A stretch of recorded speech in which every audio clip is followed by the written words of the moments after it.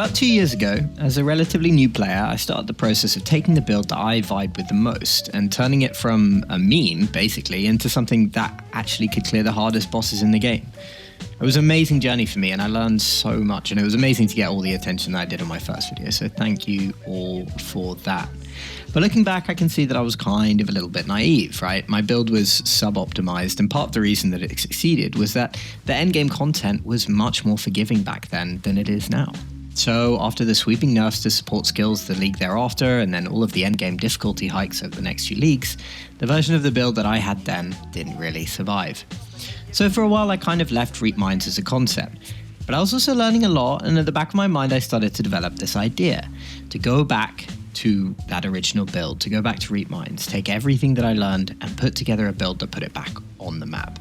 I felt like I really owed it to that build, which I had so much fondness for, to take it to its full capped potential. Now, what actually kickstarted the process for me was stumbling upon the discovery that I could create an 8-linked Reap Mine gem setup using a shaper-influenced helmet. After playing around on POB for a few days, I set myself a new goal: to clear all of the Uber content in the game with Reap Mines. And this is the character that I came up with.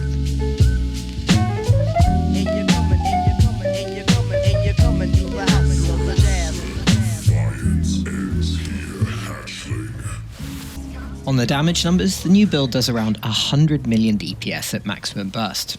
On top of that, the clear feels great, and it's easy to swap in a shield and utility flasks for mapping. The defences sit at around 4 to 4.5k life and 20 to 30k armour, plus of course ailment immunity and cap spell suppression. Our life regen is also a particular strong point. Now the build won't face tank uber boss mechanics, so you will have to dodge a bit. But as you can see, if played correctly, the fights aren't too long.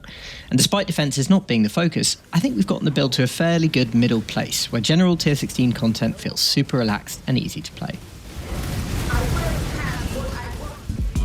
The core of this build is our 8-link helmet. The way that we make this helmet is that we find a base with the shaper influence modifiers for blast chain mine and hypothermia supports, and we try to isolate them using orbs of annulment. This isn't too hard. There are lots of helmets like this on the trade site at any one time, just things that people have identified, even late in the league, and they aren't expensive. So I bought a few and I annulled until I managed to isolate the mods. Then you want to benchcraft suffixes can't be changed to lock in those two shaper influence modifiers, and you harvest reforged crit to give you your third modifier, which is socketed spells have +2 critical strike chance.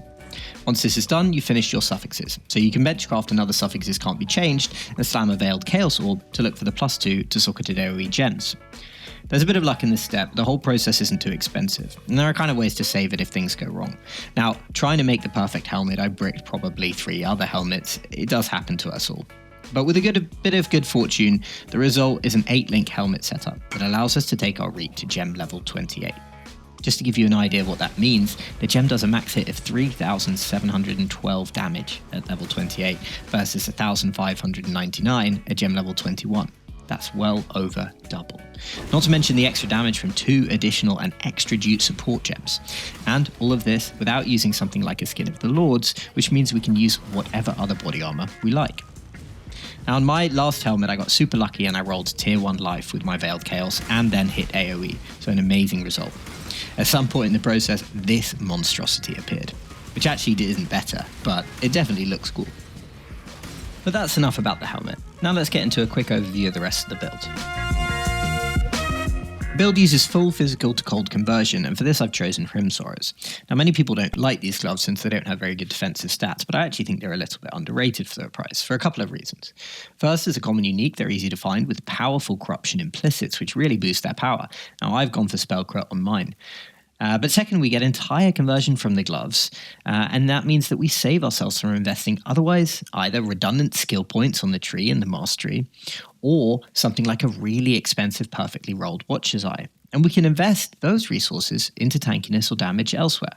Now ultimately how you convert to cold is up to you, and I do imagine that at a high level of investment some rare gloves will just about outstrip the Hrimsaurus. But it always comes down to how much am I investing into this item versus how much am I getting back. And I think Hrimsaurus gives you quite a lot back for quite a low investment. For the rest of the gear, I invest heavily into physical damage and life regen. Herald of Purity, for example, is one big source of power. Not only does the aura itself give us more damage, it also provides access to Circles of Guilt, which we can use as sources of big increased physical damage, which is something that's otherwise a bit absent from the top right portion of the skill tree. Life and life regen is important not just as a resource for casting Reap. We also want to get to a point where we can sustain Righteous Fire, which provides a massive buff to spell damage. Now, this actually isn't too difficult with the Saboteur, since it has a lot of regen built naturally into the Ascendancy. But I get regen from lots of other places too, such as the Vitality Aura and modifiers on my body armor, my belt, and my boots. Lastly, we stuck in even another offensive buff by using Divine Blessing to cast Zealotry as a temporary aura. To enable ourselves to actually cast this with a high cost, we take Eldritch Battery, which is conveniently not too far on the tree. One quick note, using a unique pair of rings, unique gloves, and a specialized helmet, and then spending all of the rest of our suffixes on things like life regen and mind throwing speed, means that we don't have much space for elemental resistances. And the solution that I found to this is to use the new version of the Grand Spectrum Jewel, which provides 7% all elemental resistances per Grand Spectrum. By stacking 3 of these, we get so many elemental resistances, we basically solve all of those issues in one go. Okay, tutorial time. It's back to school, learning Reap Mines with TastyTacos. So of course, if you played a miner before, you know that your spell is cast from the mine itself, which you can detonate at any time. Usually when I'm mapping, I just hold down the detonator button so that mines kind of, they sort of detonate instantly, and it kind of creates this sort of big sweeping effect that auto-targets anything around me. Now, Reap is a skill that does a lot of damage, but a lot of the damage comes from a particular line of text on the skill which says costs 20% more life per blood charge but deals 15% more damage per blood charge. And usually the problem with playing Reap with mines is that you can't collect blood charges on mines. They have to be attached to your character. But since the charges themselves are attached to your character, we can collect them by using an Arcanist brand that casts a low-level Reap that purely acts as like a debuff to give ourselves the blood charges.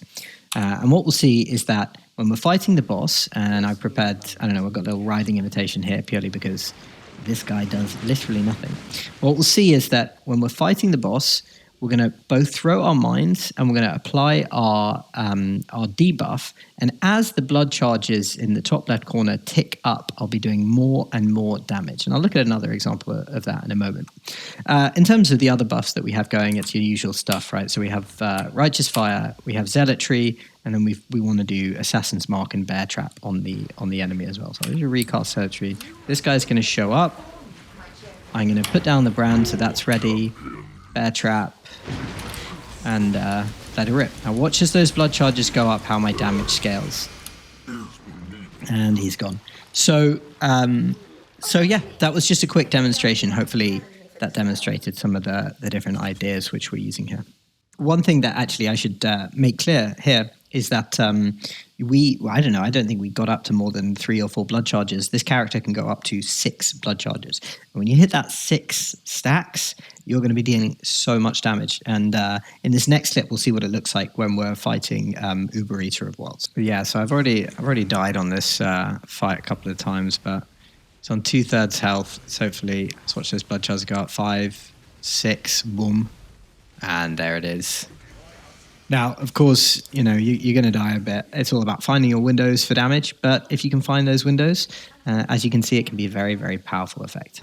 I know a lot of you are going to want to ask, is this a League Starter? Can I play this on League Start? And, you know, honestly, like, it depends entirely what a League Starter is for you. If you consider a League Starter something that can include metacrafts with Divines on the bench, then yeah, sure, absolutely. I mean, I don't think any of the uniques are that hard to find on this build. And as long as you have the money to do some of those metacrafts and do the essence crafts, then you should be fine. I mean, I've seen a lot more weird and wacky stuff in League Starters than this. The other thing which I think needs to be said is that the build itself is very flexible and you can structure it in lots of different ways. In particular, you can go down to the left on the skill tree, a bit like Seismic Trap Sabo does, or the current Poison Seismic Trap Sabo does, to make it a lot tankier.